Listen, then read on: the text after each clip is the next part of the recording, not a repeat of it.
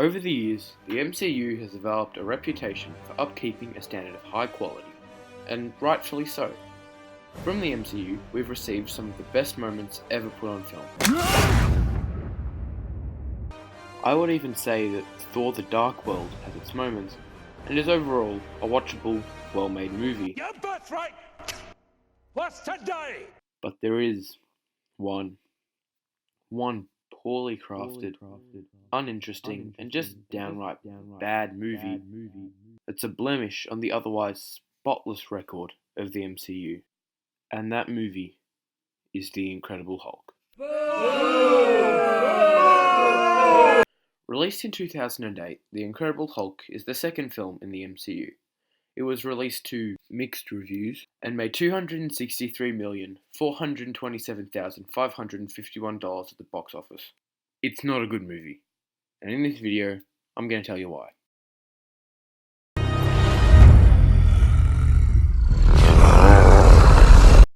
The film opens with some admittedly okay credits that are a fun and engaging way to set up the backstory without doing a full origin.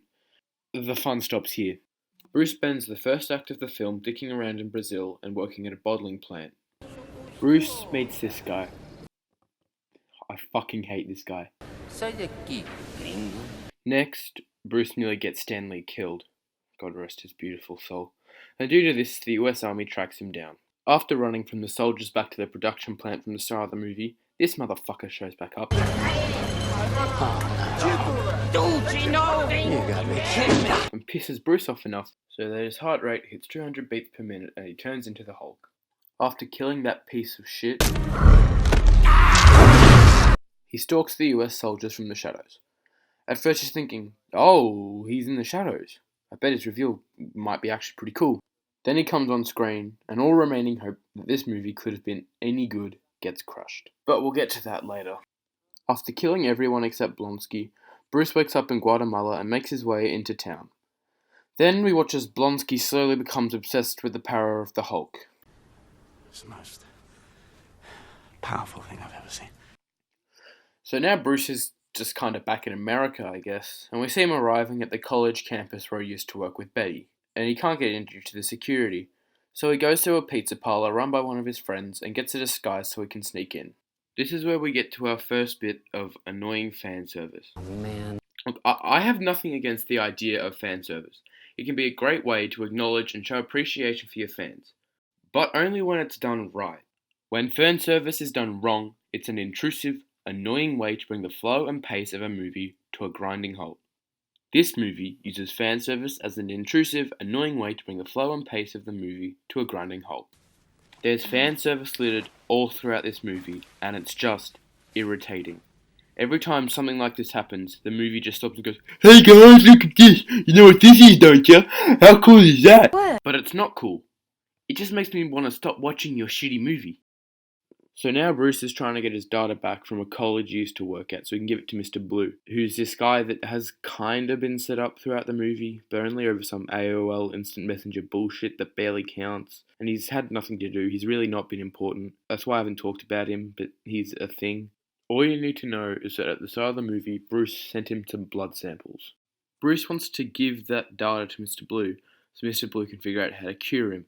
But oh no, the university has wiped all trace of Bruce from their server, along with the data. Whatever will he do?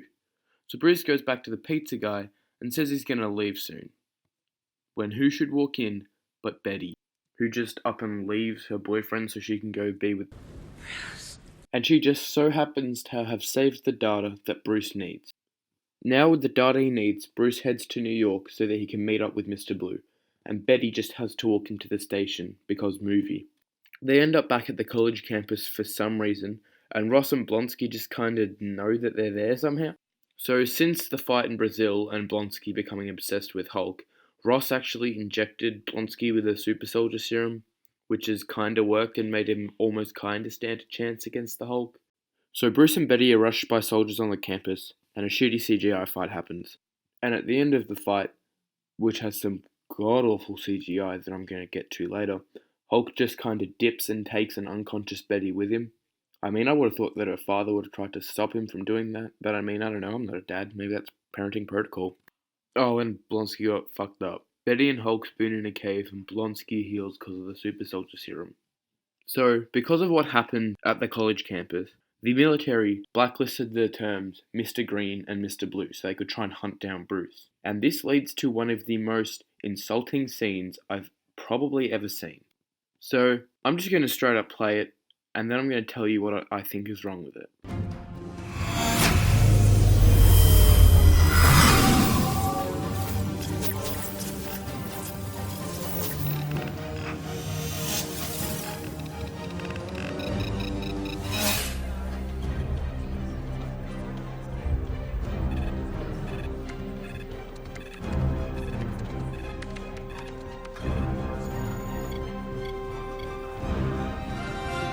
Did you catch it?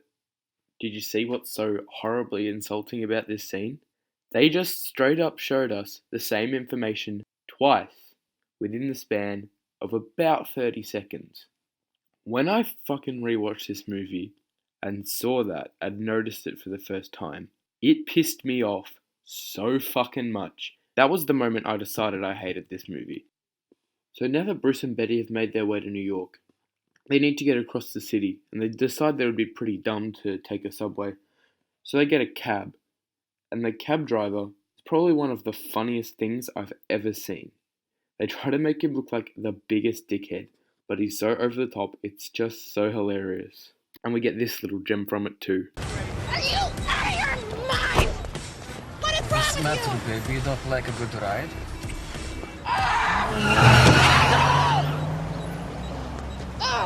B&B met up with Mr. Blue, who turns out to actually be Samuel Stearns, and an annoying little shite. I feel like I'm saying that about everyone in this movie, but it's just true. So, B&B and Samuel Stearns try and suppress the Hulk, which they seem to have successfully done. It's then revealed that Samuel Stearns has been synthesizing Bruce's blood and made a stockpile of synthesized Hulk blood, which Bruce has a massive problem with, because They want to make it a weapon. the army gets to them just after they have successfully suppressed the Hulk, making Banner defenseless. They take B&B away, and Blonsky gets to Stearns, and forces him to inject some of the blood into him, turning him into the Abomination. I can fix this. I'm beautiful. Apparently, gamma radiation also makes you a massive dickhead because all of a sudden Abomination just wants to kill all of Harlem for no reason. So Abomination and Hulk fight and Hulk wins. He then fucks off to British Columbia, learns to control the Hulk, and then the movie ends. But not before we get a post-credit stinger before the credits. So that was the plot. Pretty fucking riveting, I know. You are the man.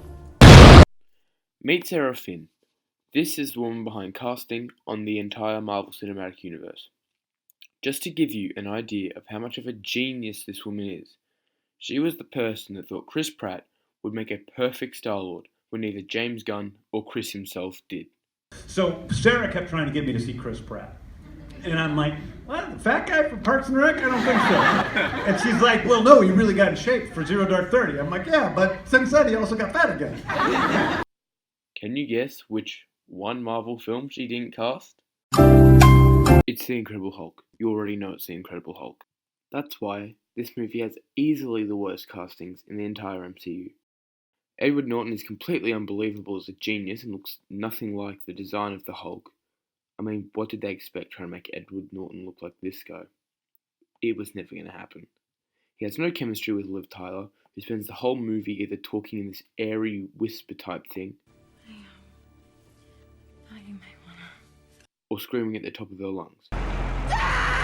Tim Roth is not very menacing at all and never feels like a real threat, and William Hurt is actually really great. That's probably why he's the only one to come back for future films. Perspective. With miscast actors comes poor, off-putting and uncompelling performances, and this film is full of them. The casting and acting is unconvincing, and it just feels off for the whole movie.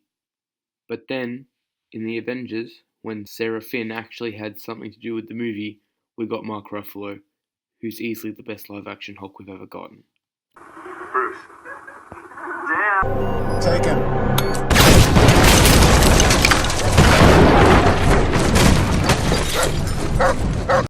The editing in this movie, especially during the action scenes, is very bad. In this scene, for example, in 10 seconds, there are 12 cuts. That's less than a second between cuts, and it shows. This isn't even the last time shit like this happens in this scene. It's just hard to watch this shit, and in a big budget superhero blockbuster type movie, it's not acceptable. I mean, these people are paid to do this for a living, and I could do a better job. It is just not good enough. This isn't even the end of the editing problems. There are scenes littered throughout the film that just don't end. Like, watch this.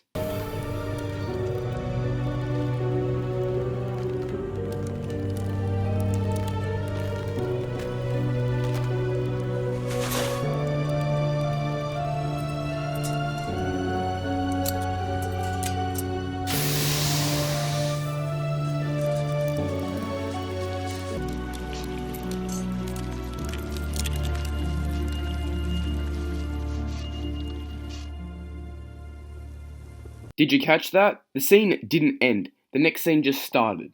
It honestly doesn't feel finished. And when you have scenes that are incomplete, that creates a ripple effect throughout the whole movie. An air of laziness that makes the film feel unfinished. Also, the sound effect in the final fight.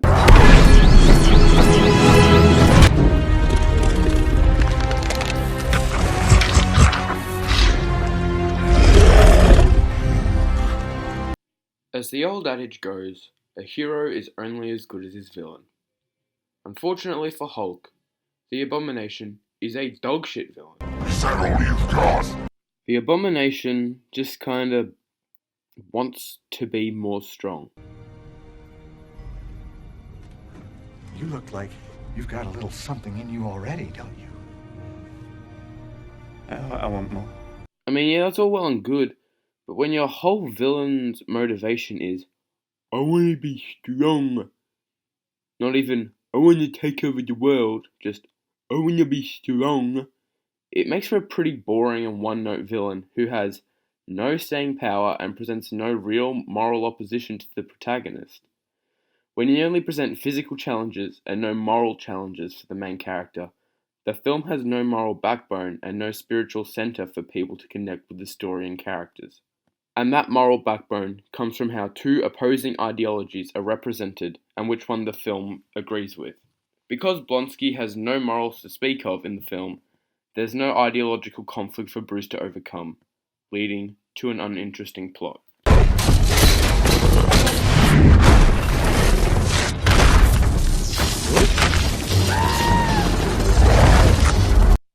The CGI. Oh god, the CGI. This movie has some of the worst CGI I've ever seen. This includes 20-plus-year-old movies. At least they had an excuse. I don't even know how after Iron Man had seamless practical and visual effects, this movie comes out and shits all over it. It looks like a bad PS2 game, and it doesn't even try and hide it. I don't know if all the footage of Hulk and Abomination were reshoots and the effects artists only had like a month to animate and render this stuff, but I feel like the entire final battle was that way. This film had hundreds of millions of dollars thrown at it, and in a post-Lord of the Rings world, this quality of special effect is simply unacceptable. Studios need to realize that audiences will wait the extra month or two if it means we get a better product. Or they could just give films the time they need from the get-go, but hey, what do I know? I just don't understand how someone could look at this and go, yep, looks good. How does that even happen? It makes no sense. I'm genuinely getting angry just reading this. It pisses me off beyond belief that this brilliant franchise could have such a visual shit stain in it. Even Black Panther had better CG than this, and that looks pretty god-awful too. This movie might have been watchable, doubtful. The CGI didn't make me lose faith in CG as an art form. General.